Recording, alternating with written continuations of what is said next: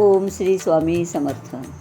पंढरपूर वारी म्हटलं की प्रत्येकाच्या समोर वारकरी आणि पालखी हे दृश्य येतं.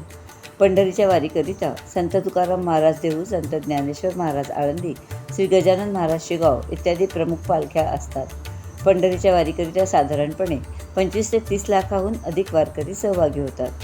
पंढरीची वारी ही 700-800 वर्षापूर्वीची जुनी परंपरा आहे.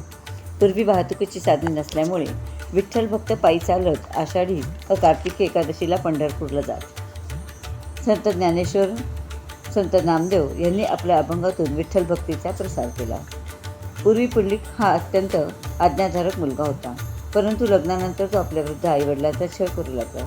छळाला कंटाळून आईवडील काशी यात्रेला निघाले, तेव्हा पुंडलिक व त्याची पत्नीही घोड्यावरून त्यांच्यासोबत निघाले. एके दिवशी रात्री एका ऋषीच्या आश्रमात राहिले असताना पुंडलिकला काही स्त्रिया आश्रमाची स्वच्छता करताना दिसल्या. पुंडलिकाने चौकशी केली, तेव्हा त्या गंगा, यमुना व इतर पवित्र नद्या असल्याचे समजले. लोकांच्या पापामुळे आम्ही मलिन होतो, पण येथे येणाऱ्या पुंडलिक नावाच्या महान भक्ताच्या निस्वार्थ सेवेमुळे आम्ही पुन्हा पवित्र होतो, असे त्यांनी सांगितले. हे ऐकल्यावर पुंडलिकाला आपली चूक कळली व त्याने पुन्हा आईवडिलांची सेवा चालू केली. एकदा पुंडलिक वडिलांचे पाय चेपत असताना भगवान श्रीकृष्ण त्याला भेटायला आले.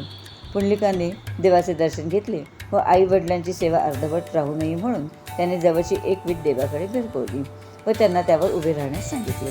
हे बघून विठ्ठल त्या विटेवर कटिस्थ होऊन उभे राहिले आणि पुंडलिकावर प्रसन्न होऊन त्याला वरदान मागण्यास सांगितले.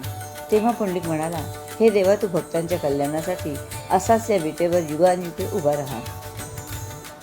तीर्थयात्रा व देवदर्शन करण्यासोबतच आई वडिलांची सेवा करणे हे सर्वात मोठे पुण्य आहे, हे या कथेवरून आपल्याला समजते. आता वळू स्वामी संदेशकडे.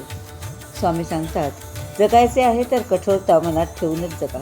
लाजाळू आणि असहाय्य जीवन आपणासाठीच धोक्याचं असतं. स्वतःचे अस्तित्व जपायचे असेल, टिकवायचे असेल तर नक्कीच वेळेप्रमाणे वागायला शिका. माणसाने नेहमी चांगले कर्म करत राहावे. देव कोणत्या ना कोणत्या रूपात मदत करतो.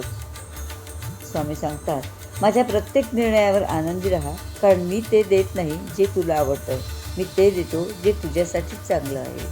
श्री स्वामी समर्थ.